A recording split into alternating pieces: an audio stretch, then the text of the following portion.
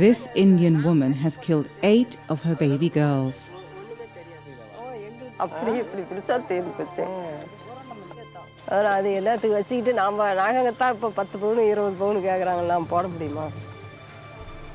She would get pregnant in the hopes of having a son, but each time she'd deliver a daughter instead, and each time she'd kill the baby because she did not want a daughter.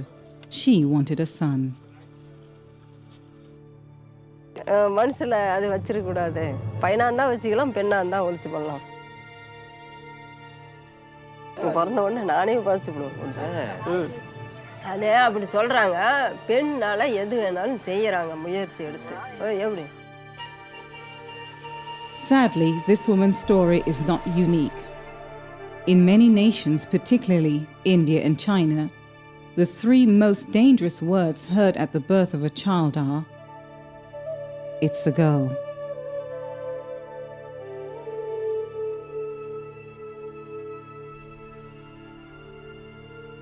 Around the world, the average gender ratio is 105 boys for every 100 girls born. But in certain regions in India and China, that ratio is as high as 140 boys to every 100 girls. And each year, that ratio skews more and more towards boys as fewer and fewer girls are born. What is causing this tremendous shift in the 2 most populated nations on earth? In India and China, most families prefer sons to daughters. Their cultures and traditions have instilled in them a belief that sons bring strength, blessing, and wealth to the family. Daughters do not. In fact, daughters in these cultures are typically considered drains on families and their resources. For instance, in India, a daughter's family is usually expected to pay an expensive dowry of property and money to the husband's family. Families with sons gain wealth and daughters-in-law. Families with daughters lose both their wealth to dowry and their daughters. This cultural preference for sons has led many families to rid themselves of female children. Baby girls are frequently aborted, killed immediately after birth, or abandoned.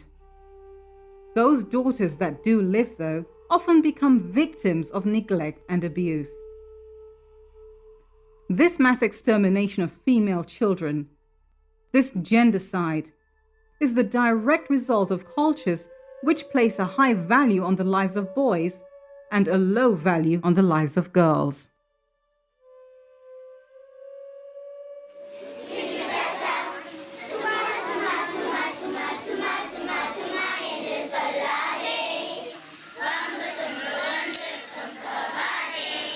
In our homes and orphanages, many children, they are handed over by their own parents. Generally, poor parents, they do not like to have female children. Glory Das runs several orphanages in southern India. Many of the girls in his homes were abandoned by families who did not want daughters. The parents, even sometimes they don't have feeling of sad when they kill their babies. Because what they think, within a minute, the child can die, instead of the child struggling and dying day by day, every day in the poverty. What they think, they want to in a minute to kill the baby.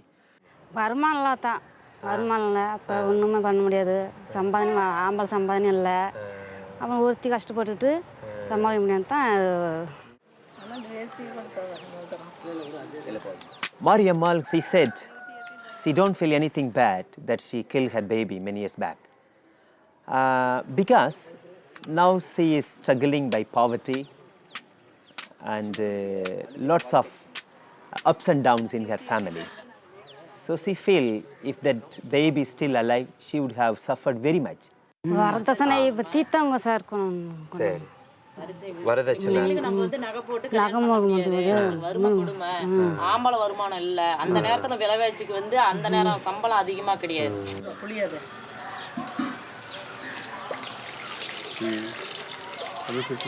நம்ம சின்ன பரிசோதனை இப்போ பண்ணி பார்க்குறோம். இப்போ இந்த மாதிரி துணியை வந்து அப்படியே குழந்தை மேலே கூட சேர்த்துருவாங்க. What they generally do, they just wet the cloth and they fold it like this and they put it on the face so the child can't breathe. immediately the child will die. This is an entire system, a social machinery that says we don't want females. The killing of females is actually systemic, that it is not just before birth, but it's also after birth and different stages of birth.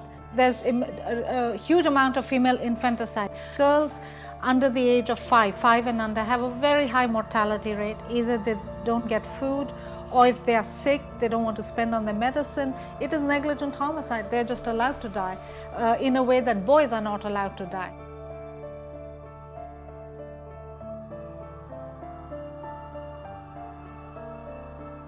In India today, the devaluation of women and girls is widespread because of factors like female feticide, female infanticide, abuse and neglect. 1 out of 4 girls does not live past puberty. The mortality rates for girls between the ages of 1 and 5 are 40% higher than those of boys.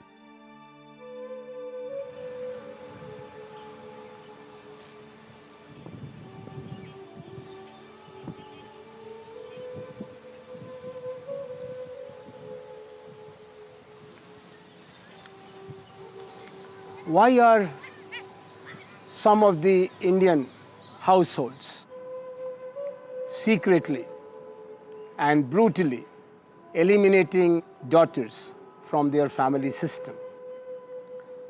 Are Indians hating women? They like daughter-in-laws, but they don't like daughters? Responsibility to take care of the parents is on the male child. It's also that the male child is supposed to perform the last rites. This is also a system of patriarchy, so the family property, family tradition, family responsibilities are to be shared by and carried forward by the son, whereas the daughter, after getting married, gets nearly disconnected with her parental family, except in times of emergency.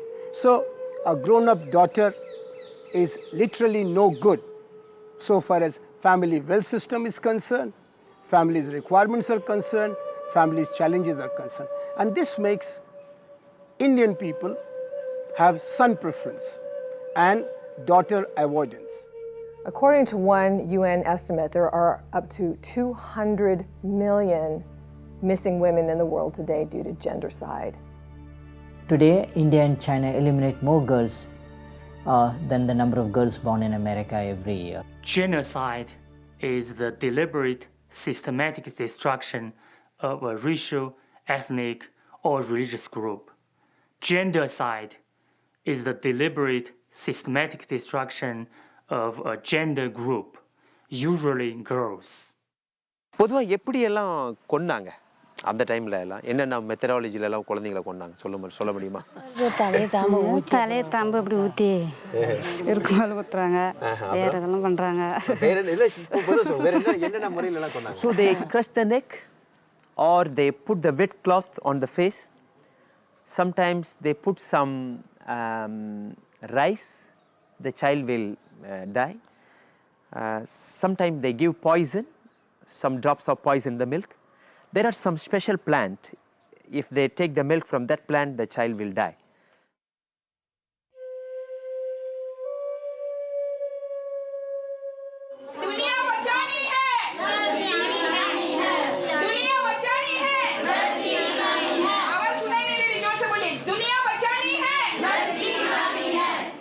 So we just came down to Haryana to one of our projects to have a meeting with the local community here. This was arranged by our field coordinator. And in this meeting we discussed various topics of female feticide, of dowry, of equality of girl child and boy child. हमारे को तो कोई problem नहीं है लड़के और लड़की में, जेंट्स ही प्रॉब्लम करते हैं उसकी, हमारे को कोई इसकी सॉल्व करो, जा डोरी सिस्टम सॉल्व करो, भी समाज के लिए खत्म हो। एक बहुत बड़ा जिम्मेदार माना जाता है डाउरी सिस्टम, क्योंकि इसी की वजह से लड़की को बोझ माना जाता है। All the women said that boys and girls are equal, and we don't have anything against girls and boys. It's more our men who force us to have a male child. Although there was a hidden tone in which everybody said that once you have a girl child, please do not kill them, and it's completely incorrect to do infanticide. But on the other hand, they were also talking about not to have a girl child. So in a hidden tone, they were supporting female feticide and commenting about once you have a child, then you should not kill them. But your first child, and everybody had the same answer on them, has to be a boy. Because you wish for a boy, as he will make sure that your family lineage continues, he'll make sure that the property of your family remains in the family, and he'll make sure that the daughters, that means his sisters, will be in safe hands. நான் கண்கலங்கி நிற்கிறேனே அம்மா ஐயம்மா பூ முடிச்சு பொட்டு வச்சு பொன்னகையும் போட்டு வச்சு கல்யாணம் முடிச்சு வச்சு அம்மா ஐயம்மா நான் கண்கலங்கி நிற்கிறேனே அம்மா ஐயம்மா ஒரு சாதி ஒரு ரத்தம் சொந்தமிடக்கூடாதுன்னு என்னை கொடுத்தாயே அம்மா ஐயம்மா அவங்க ரத்தம் சொந்தம் கொஞ்சம் கூட பார்க்கலையே அம்மா ஐயம்மா நான் கண்கலங்கி நிற்கிறேனே அம்மா ஐயம்மா செல்லம்மாய் வளர்ந்த பொண்ணு இந்த சீதன புலி கூட்டத்திலே எம்மா ஐயம்மா நான் சிக்கிக்கிட்டு தவிக்கிறேனே எம்மா ஐயம்மா இந்த சோதனைக்கு ஒரு வழி இல்லையா எம்மா ஐயம்மா.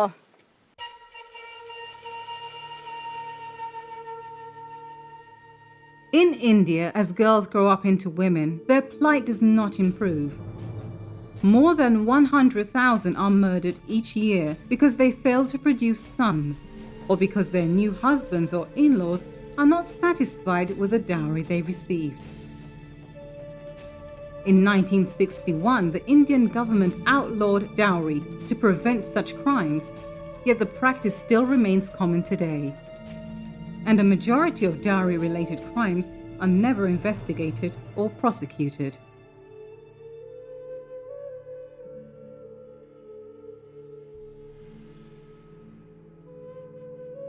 Maya and Raju had 4 children, all of them daughters. मेरे को तो उसके बाद था फिर बेटे का, तो मेरे को अपनी बेटी हो गई। मैं कहती थी भगवान इन्हें कुछ ना हो, ऐसे बोलती थी तभी भी। हमें बेटी से ज्यादा क्या नाम बेटे से ज्यादा बेटी पे खुशी है हमें बस। As their eldest daughter Latika got older, her parents worried she wouldn't find a man to marry. फिर उसे लड़का दिखाया तो पहले तो पसंद नहीं कर रही थी, फिर बाद में मैंने फिर कहने लगा मुझे अच्छा नहीं लग रहा है लड़का। मैं जिद करते रही नहीं अच्छा है लड़का बोल के। फिर वो कहने लगी जैसे आपको अच्छा लगता है वैसे ही मेरे को तो शादी करके तुम तो मुझे भगा ही रहे हो, मैं तो जाऊंगी। लड़की तो यूँ भी बोलती थी कि तुम तो बोझ हटा रहे हो मेरे को अपने सर से। After the man agreed to marry Latika, Maya and Raju collected what they could to put together as a dowry. And so Latika and the man were married. Soon, Latika got pregnant and gave birth to a baby girl. This made Latika happy, but upset her husband. Latika's husband frequently drank too much and would abuse her. Latika, though, not wanting to worry her parents, didn't tell them about the abuse. Then one day, Maya and Raju received word that Latika was in the hospital. तो इतने में जो गाड़ी चलाता है वो कहता है कि नहीं कि वो ना बहुत ज़्यादा सिरे से बोल नहीं पा रहे। तो मैंने सोचा ये कुछ छुपा रहे, फिर मैं रोने के अलावा कुछ भी नहीं, मैं खूब रोने लगे। By the time Maya and Raju made it to the hospital, it was too late. Latika was dead. कि उसके सिरे लाके देखा तो वो तो यहाँ पे गले पे पूरा निशान पड़ा हुआ है। निशान पड़ने के बाद तब हमें फिर रोना पीटना, हमारे तो होश ही उड़ गए थे लड़की को देख के कि इसने मार कैसे दी, झूठ कैसे बोला इन्होंने,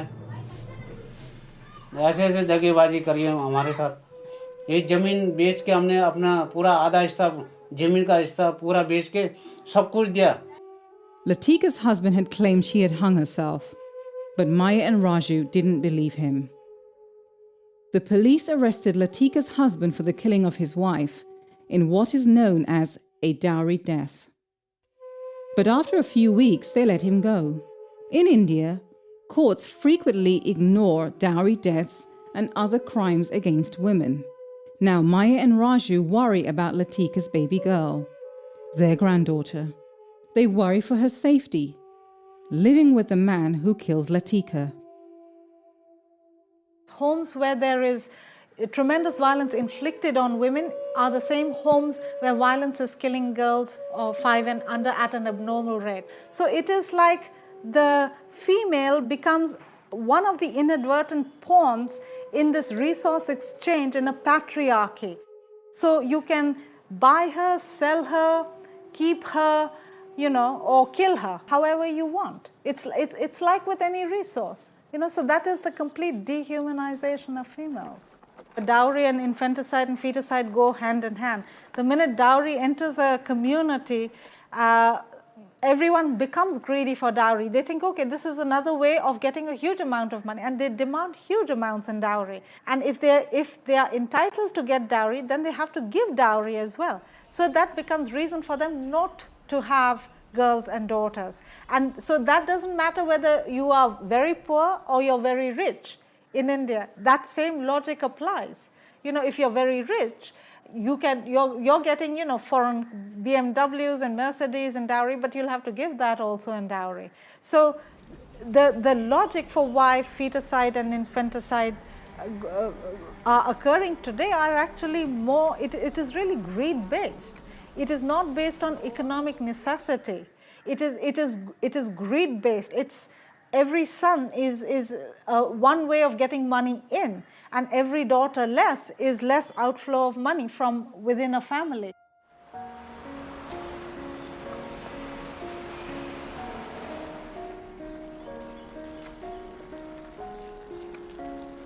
Poor families who want to avoid paying expensive dowries frequently kill or abandon their newborn daughters. Wealthier families use ultrasound machines to learn the gender of the child. Then, if the child is a girl, commit female feticide, aborting their baby because of her gender. Infanticide was very horrible, very terrible thing to live with for the rest of their life. So medical profession provided an easy, kinder way of killing. As if killing before birth somehow made it kinder. Killing behind an operation theatre table makes it less gory, less bloody. Now, infanticide to a smaller level has occurred throughout history in India, China, and rest of Southeast Asia. But when female feticide came, it was so easily socially acceptable. In the worst of times in history, in medieval times, not more than 1, 2, 3, 4% girl children were killed at birth as infanticide. But now in modern societies like India and China, 20, 25, 30% girls are being killed before birth.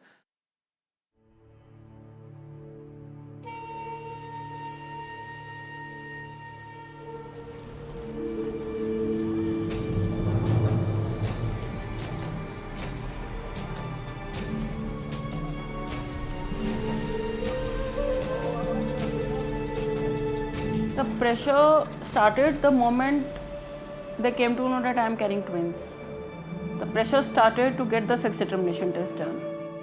Meetu's husband and his mother demanded Meetu get an illegal sex determination test because they feared the twins would be girls. When Meetu refused, they locked her in her room. The next 3 days, I was not given anything to eat or drink. The only thing that was demanded was that they want a sex determination test done and abortion if both babies are females. My mother-in-law told me this in front of my mother that for 1 lakh rupees, we can get 1 baby killed inside my womb. So if they are girls, at least do that. Usually in such cases, when women are pressurized, they give in. They feel that the lesser evil would be to terminate the fetuses, because that way you are protecting your own family, you are protecting your marriage, and at some point of time you can give birth to the so-called son, the one that is wanted, and in the process there would be one happy story and the bad stories would be forgotten. That is why the sex ratio in India has declined. Knowing Meetu was allergic to eggs, her husband and his mother baked a cake made with eggs and fed it to her. When Meetu became ill, she had to be taken to the hospital. There, Meetu's husband and his mother convinced the doctor to secretly perform an ultrasound. When the doctor did, the ultrasound revealed that Meetu's twins were both girls. The demands for abortion intensified. Now there were no demands for sex determination. Now the demand was for abortion. In a fit of rage, Meetu's husband pushed her down the stairs. Then she was locked in a room. injured and bleeding, in hopes she would miscarry. But Mitu was determined to have her daughters. She escaped to her parents' house. Eventually, she gave birth to her twin daughters, though 2 months premature. She had not told her parents everything. Her parents, who are her support group now, she had not even told them. That's a very common story in India, that women do not tell anybody, and especially in their own families, because being unsuccessful in a marriage is not only about the woman's own status, it's also about her own family status. So they would be looked down upon. There would be a certain amount of social ostracism. That is why Dowry Prohibition Act sometimes fails, because the family would rather pay that dowry to keep the marriage and then have all the violence unleashed on their daughter rather than taking her out from there.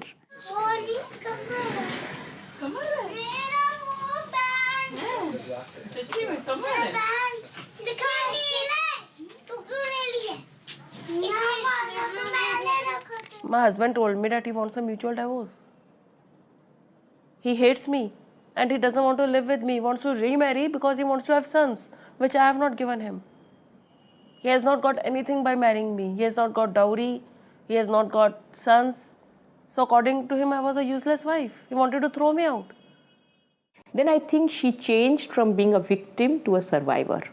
I think there was a change in her personality at that stage. And that is not at all common. We have seen a lot of women who probably break the silence, but then they go back. There is some kind of a compensation by the family, or they have been frightened to go back, or they feel that it's better not to go out in the public and do this, so they get back with their families. On 9th of May, I filed a complaint to the PNDT department, which bans sex discrimination. They didn't take any action on it. In order to curb the growing practice of female feticide, India passed the Preconception and Prenatal Diagnostic Techniques Act in 1994. The PCPNDT Act made it illegal for a doctor to determine a fetus gender and for parents to abort a child because she's a girl. According to the PCPNDT, doctors with ultrasound machines must be registered and are required to report whenever they perform an ultrasound and for what reason. But many doctors ignore the law. Families pay these doctors under the table to discover the gender of their child in order to abort the fetus if it is a girl. And though such practices are illegal, the government rarely investigates instances when the law is broken. As a result, sex-selective abortion continues to be common in India. Altogether it's a connivance between the family and status of a very disempowered women. She can't really say anything, and connivance is between the family, doctor and the technology people that is coming together to take away the right to life from the girl children. For the doctors, the more unethical they are, the greater their income, because there's virtually total impunity to the crimes they commit. No risk of being caught, but enormous profits. You will hardly hear of any cases where it has been enforced in any state, and there is absolutely no accountability from the top to the bottom. Today, Mitu continues to plead with the government to prosecute her husband, who forced her to get the illegal ultrasound, as well as the doctor who performed it. Doctors make large sums of money for performing such ultrasounds, though, and the courts favor doctors and hospitals in such cases. This fight has been going on for years. The Chief District Medical Officer, who was supposed to take action and seal the hospital on this, he called me to his office in August. I, along with Mrs. Vijay Lakshmi Nanda, who is a good friend of mine, we went to his office, and there I was told that, what's the problem if your husband wants a son? You are young, you can again get pregnant. He said, I'm giving you a fatherly advice. So I asked him, sir, what do you mean by a fatherly advice? Does this mean that in the next pregnancy you are asking me to go for a sex determination test? Or you mean to say that we women are just machines and we should go on producing children till we get a son? I started receiving threats that I'll be murdered, my daughters will be killed if I do not withdraw the cases. And eventually, on a night duty, at 11:30 a.m., At 11:30 p.m., one senior doctor came and he threatened me with rape if I do not withdraw the complaints. What should I do to save my daughters? Where do I go from here?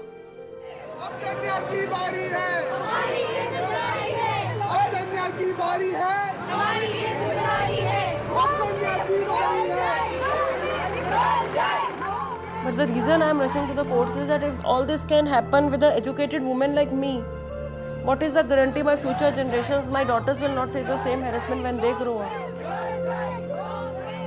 It is 16 years since the act was passed and I am the first complainant and I am being harassed. I have been writing to the Prime Minister, to the President, to the Health Minister, I have been visiting their offices, but nothing has come out of it. Will any other Me Too come forward? Basically, the sex discrimination is done during pregnancy. Now she's mobilized a lot of people on the issue on her own. She runs her own blogs. She tells her stories. It is very difficult to break out of the mold and tell your own stories. She keeps people updated on her own cases. She's fighting a battle on her own with her own resources. And she tries to build up public issues. But I think from a victim to a survivor to being the face of a campaign for missing girls, Me Too is a role model in many ways. I'm yet to see a mother who reveals so much and is so happy about just seeing her daughters grow. I think in that way she is an example.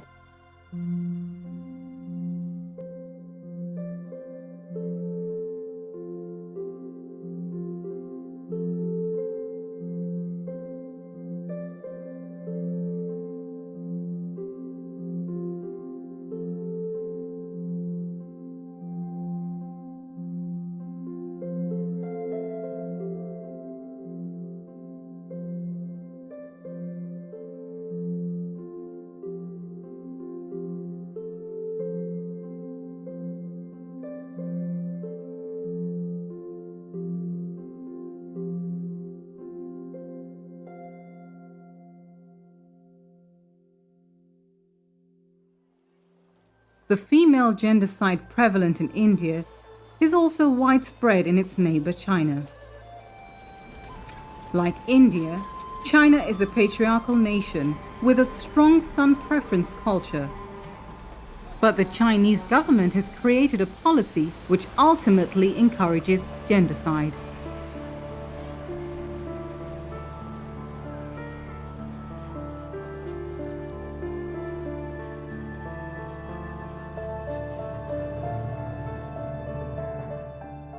In response to fears of overpopulation, China introduced the one-child policy in 1979.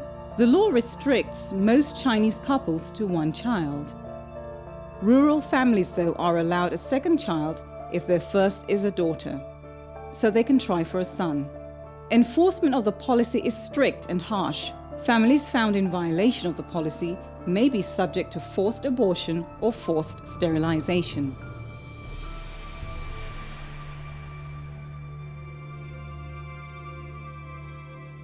哎呀，反正在村子里都有专人搞这些工作的嘛，就被他们知道我们在那里嘛。 Lee and her husband lived in a rural village with their 2 daughters. They were allowed 2 children because their first child was a girl, but their families desperately wanted them to have a son. So, though it was against the law, Lee and her husband decided to have a 3rd child in the hopes that it would be a boy.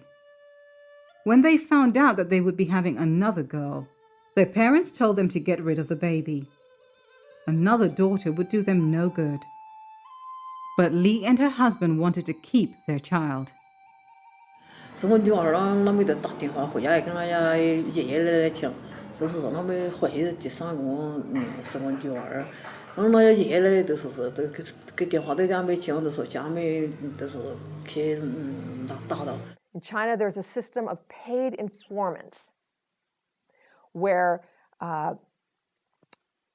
women who are illegally pregnant can be informed on by their neighbors, their friends, their co-workers, their supervisors, just walking down the street and looking a little bit bigger. These are paid informants. So then the family planning office keeps track of all these women who are illegally pregnant, and then they will have a family planning raid on their neighborhood where they will do a sweep of that particular neighborhood and just drag out all the women who are illegally pregnant and bring them down to the family planning office and force them all to have abortions. The Chinese one-child policy is enforced by the family planning police, a militant order that monitors and arrests families in violation of the policy. The family planning police heard Lee was pregnant with her third child, so they forced their way into her home. 我舅舅跟妹妹或者昨天牛都不敢叫，还害得3回12回，害得你这个心都跳得咚啊咚。后来那个男的就跑到那个窗户，那个窗户是打开的嘛，跑到那个他去看了一下，我就坐在那个门底下，他没看到我。如果是看到我的话，连我也一起带去，但是带去肯定是又要罚款，又要叫我把那个小孩子反正做掉。然后那些人就说：“你看你女儿都说你有2个小孩子了，你超生了。”他说到后面到精神病去了，我老公就不去了，他就把他拉着去嘛，就把他几个人哦，全是说话语还吼声吼气的，就把他拉。出来哈儿跑，4点多钟至5点钟这哈儿警察，我早上都说要罚了1万个，要罚了1万块钱。我没给你讲都说，我每次在这都是大家注意看都是，哟，你们就是像1万块钱，总怕是你把傻子，是不是轮不一在走向都流起来，我都说想。To save the life of their baby girl, Lee and her husband went into hiding. Eventually, Lee gave birth to their daughter. But because their child was born illegally, they had to remain hidden. 我在家里门都不敢出的，反正如果你在家里可能就大门也不敢出，只能在家里躲着。你在家里躲着，被别人知道，人家也会上门来抓你的，都不敢在家里的。那去广东有时候给这屋头嘛，给自然有人家计划生有追，给啥子给那要出厂那里有追。主要无法哦，你给这屋头待不下去，他们说马来西亚就是你，当然说他们去那段时间还能没的嘛，还得那是正月已经去了嘛说，那都是说反正说他们是要抓儿女妇嘛，去花城有这些都是最主要是抓儿女妇嘛，是反正说人家男娃儿这些人家都没有知道，最主要是抓女娃儿这些嘛。So they fled again, this time to a distant region, leaving behind their 3 daughters with different relatives. Today, Lee and her husband work in a distant far-off factory, earning what they can to send home to provide for their daughters. They miss their children, but they also understand that if they were to return to their village, they would be arrested and severely punished by the family planning police.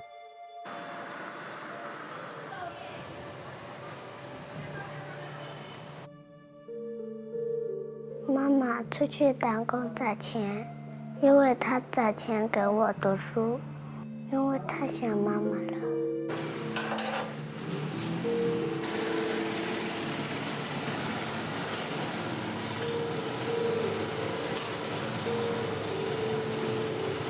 我想让妈妈回来，不要让妈妈难过。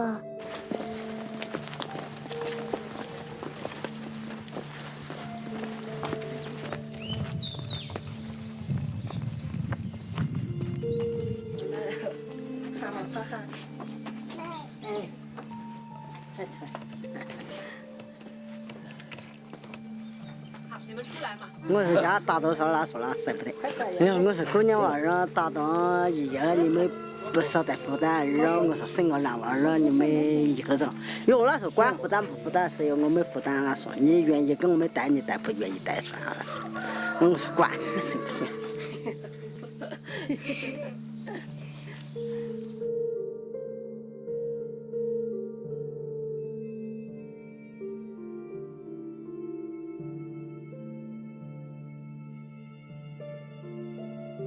现在其实想着现在就是现在想的是小孩子自己不在他们身边照顾他们，谁比谁不了，自己在外面就是担心，因为不在他们身边，现在就想这个。最主要想我那个小女儿，那个我出来的时候才5个多月哦，就把他丢在家里了。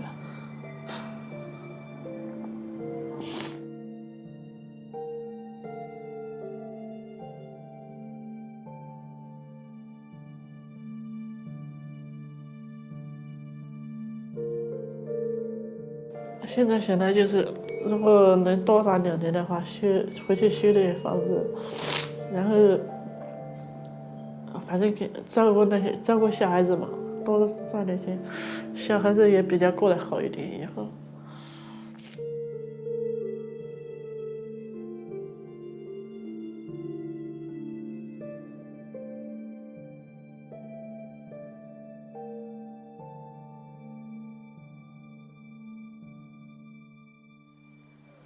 The one-child policy was enforced through financial punishments on parents. Now, during the 80s, these financial punishments implied that parents were denied some of their income to the tune of 10% of income from both parents for 14 years until the child reached 15 years old.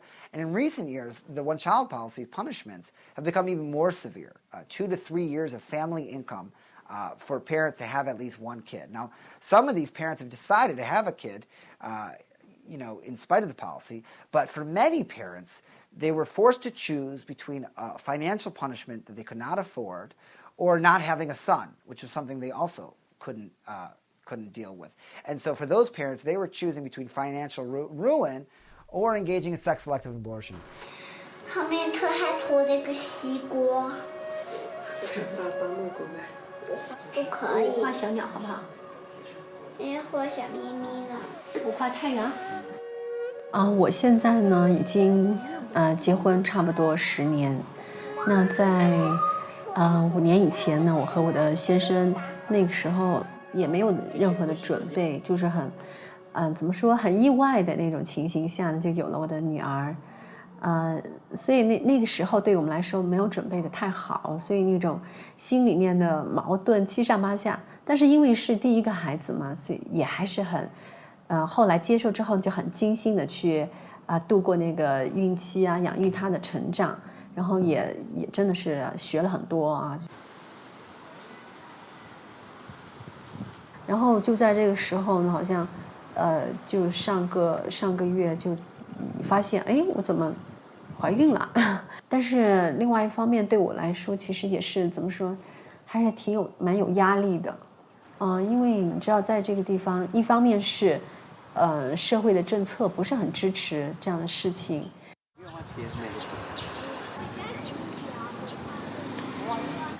这个压力呢，主要是包括，比如说政策不允许的情况下，因为现在也有政策说要鼓励举报。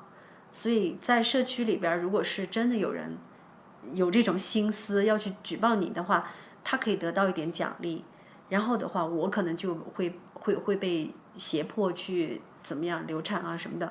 然后我先生的工作也会受到影响。可能的话，严重一些的话就要离开这个公司。因为这是和国家第2胎的话和国家政策是相抵触的，是这样子。另外的话，如果我们把小孩的话，就是在国内把小孩生下来的话，那么小孩是没有户口的，这就意味着的话，小孩的话，不能坐飞机，或者说是不能出国，只能坐火车了嘛，或者说是自己开车，是这样子。我觉得会包括以后的可以上学，对，然后包括他的一系列的一些福利待遇，这些是没有的。然后父母的话还要背一个名啊，我觉得是不好的一个名声的话，属于超生。In China, a new population of illegal children are emerging. These children have no official existence. They are ineligible for education and healthcare, and when they grow up, they cannot officially be married, own land, or hold a job. They have no future in China. 对，如果我们要落户口的话，目前这个地方的话，差不多要将近20万人民币。对，那么这笔费用的话，我觉得是我们不具备的，这是第一点。第二点的话，我们是觉得其不值得。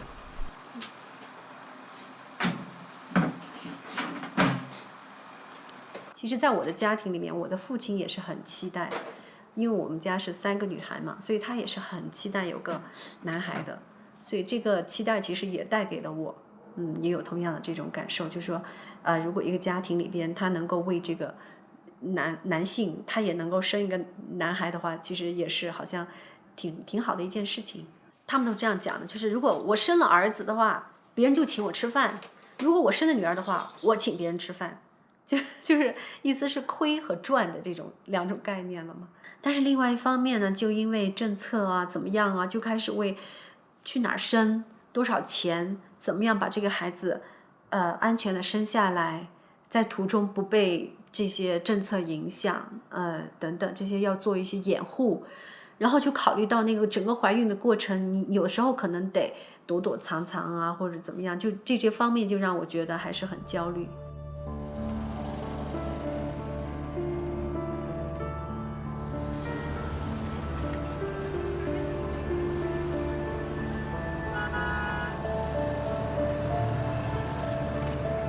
The Chinese Communist government has declared or even boasted that over the past 30 years one-child policy, they have prevented over 400 million lives in China.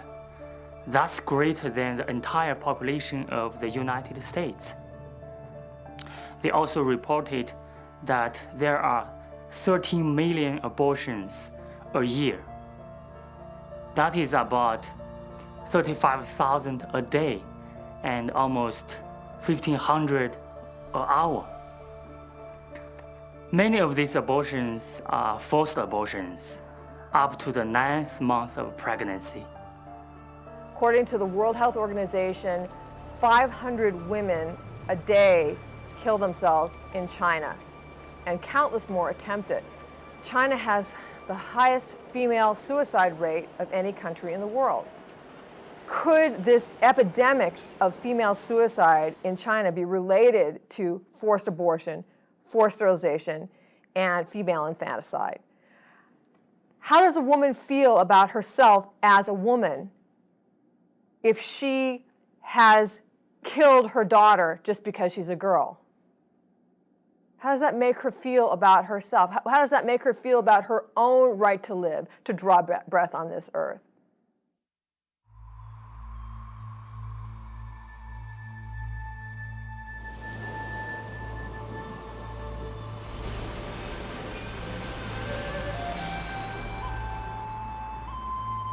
Right now, we're on the cusp of explosion in the sex ratio amongst the sexually mature population, the age groups. So Chinese marriage markets are on the verge of collapse.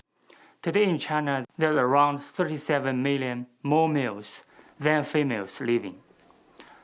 This is often called bare branches. That means these men will never find wives inside China.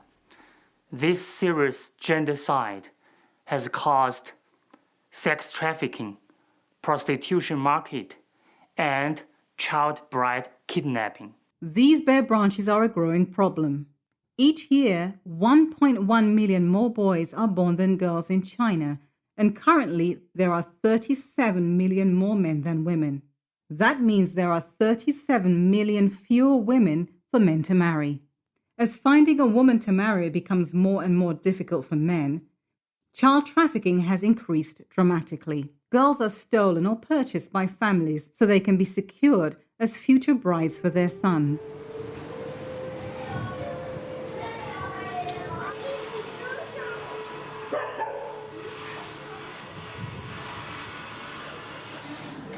当时丢孩子的时候呢，孩子就在我家这个大门口玩耍嘞。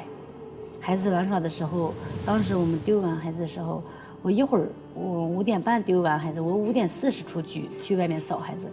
当时吧没有意识到是自己的孩子丢了，因为在我们这里就没有发生过这个丢人的事情，真的是。天黑了嘛，8点多了，8点多的时候天黑了，我都看到呀，肯定是丢了孩子。那你孩子小了嘛，孩子丢的时候是2岁半嘛。这个我们村里的这个广播也广播了孩子这个信息，是谁家领的孩子的，就赶快送回来。他的父母很着急，通过广播也播了，反正不见孩子踪影，我就知道，当时那一会儿就意识到了，肯定是有人把孩子拐卖走了。我的精神彻底崩溃了，我就是坐在那个大路上，哭呀喊呀，孩子哪了？是谁把我家孩子抱走？ They searched the surrounding villages, handing out flyers with their daughter's picture. For months, there was no sign of her, and the longer she was gone, the more her parents worried. 贴在电杆上了，我就想，我家孩子是不是能冻着？怕我家孩子冻着，没有白天也没有黑夜，白天出去找孩子，晚上回来睡不着，一直找，就是历经了7个月，7个月零7天，就是自己一直想尽办法的找，也有好多好心人帮助了，不是。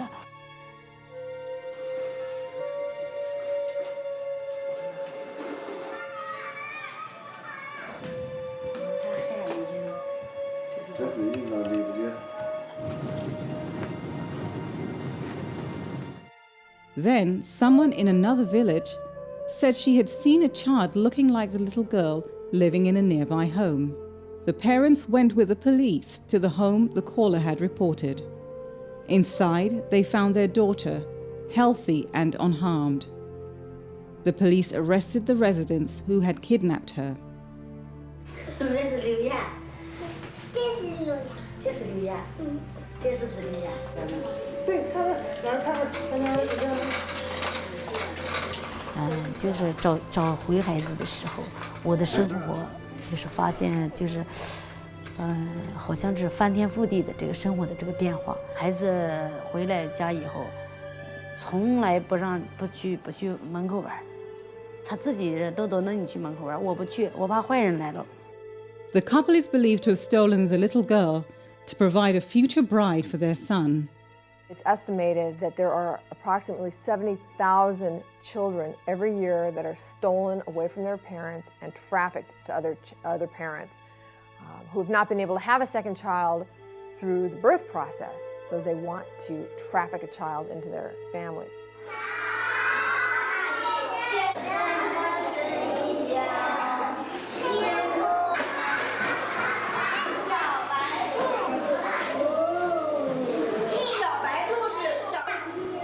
这个，反正现在目前为止，在我们这个地区来说，丢女孩的特多，丢女就是，可以说就是家长就是说实在话，我家孩子就是2个姑娘，我没有重男轻女这个观点，这是我自己的孩子，我怎么能因为她是个女孩我就抛弃她？不可能，绝不可能。我家孩子丢了，我就发誓，我这辈子找不见孩子，我绝不放弃。反正现在目前为止，在我们这个地区来说，丢女孩的特多。Most families want brides for their sons, but few families want daughters for themselves. Because of this, hundreds of thousands of baby girls are orphaned or abandoned in China each year.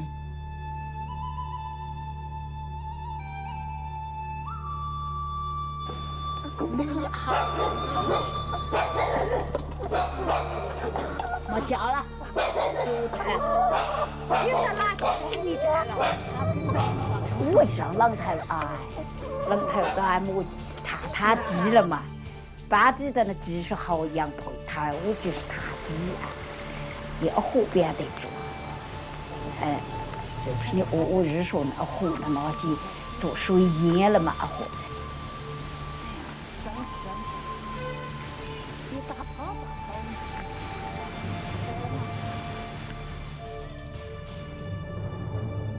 一种咋种的香香，种香香，哎呀，鸡买不成，拿着那空香香的花了嘛，到湖边那一看，回来着了嘛，咋就真的那些人不爱着那娃娃，哎呀，我说是死那么活呢，鸡我也不买了，拿来看瞧瞧，拿来小孩瞧瞧这娃娃。 小孩还那娃娃，如果说死了嘛，俺人丢。老虎钳子睡在那捡的他开门，说捡着娃娃，大胆倒到那问题呀，抓到出那问题，200么几百加起的样子。身体状况看上去比较消瘦，然后另外一个他就是出生不久嘛，因为脐带都还在上面，都还没有解掉，所以他当时就是用一个纸箱包着。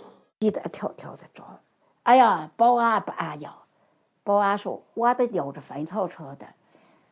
我说你妈，你怕就是分草车的捡了还保安，哪天那110，吃饭了，我累这么没上班了啊。哪冷？哎呀，我说我捡了就说我冷了嘛，我样死烂都行，你来得那么好，我捡几针，我捡哪了针？我一定要得养大，我说，就是放这了，任何人都不干，一二都不干，派出所那收都不干，但按收入是我就一直投掉的。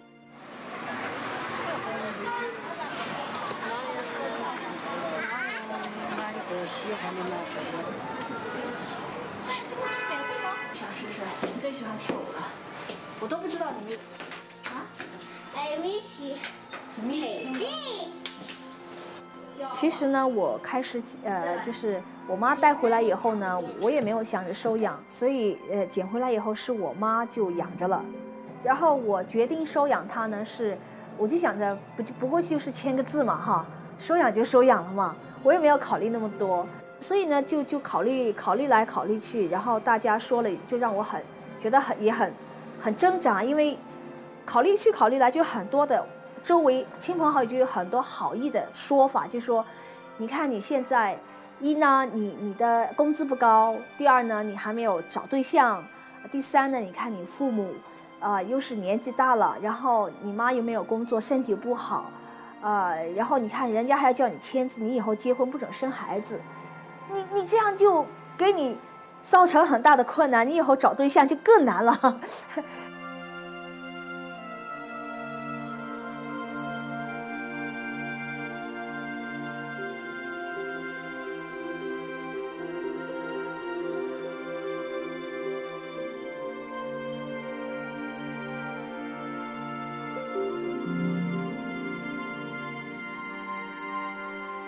其实包括我妈也经常说养儿防老什么女孩子嘛是泼出去的饭，什么江水饭了什么的啊，就是你知道我们本地的这种，就说如果他娶的那个男的如果娶了一个媳妇儿进来，那么那个媳妇儿就是成为他的家人，就是属于他家的，所以呢女的嫁呢就空了，就没人了对。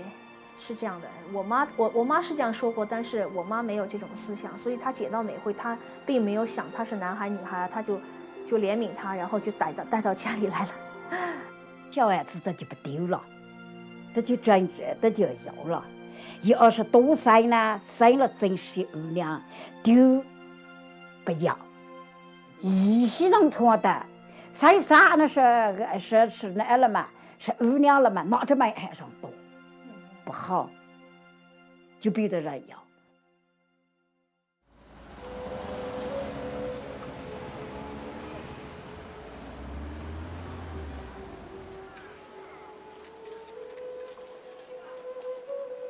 Some people would regard allowing 2 children instead of 1 child as being a solution to the one-child policy. That is not a solution. The issue is not how many children the government allows a woman to have. The issue is the coercion with which they enforce the number. So whether it's 1 child or 2 children, a woman is still going to have a pregnancy permit and a birth permit to have that child, whether it's their first child or their second child, or they may be subject to forced abortion. Just reversing the one-child policy will only mitigate the problem, but the long-term solution is for some parents to be okay with not having a son. Chinese needs to forsake Confucius' son preference culture and embrace the fact that girls are as good as boys and women are as valuable as men. Son preference comes from cultures that devalue women, that they feel that women are just not as good as men. And women who've been beaten down by these cultures, and these cultures have been devaluing women for thousands of years, can't always stand up for themselves. And that's why women who come from cultures that value women, where women are equal, we need to stand up for our sisters because they cannot stand up for themselves. It is a violation of human rights when babies are denied food or drowned or suffocated or their spines broken simply because they are born girls. It is a violation of human rights when women are doused with gasoline, set on fire, and burned to death because their marriage dowries are deemed too small.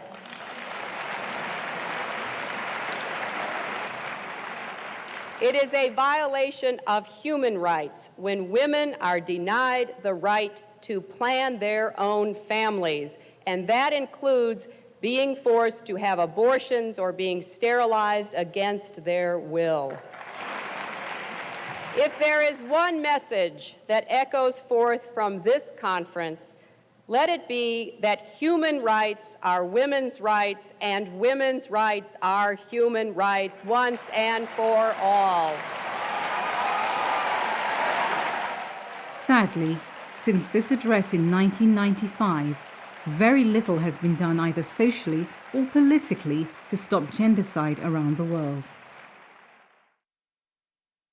The right to life is it is what defines us as human. That as a human being, your most fundamental right is the right to life and existence, and it's unconditional. You don't ever justify why someone has the right to live. Like we do now with women. So there are sites that say, oh, but if you kill women, who will have the babies?